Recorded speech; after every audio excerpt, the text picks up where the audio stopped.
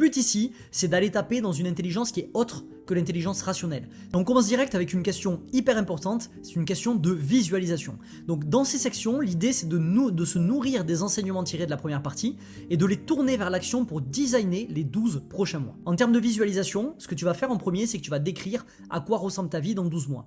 Tu dois visualiser, ressentir et rendre physiologique ces réponses-là. Le but ici, c'est d'aller taper dans une intelligence qui est autre que l'intelligence rationnelle. C'est d'aller taper dans une intelligence qui est une intelligence émotionnelle.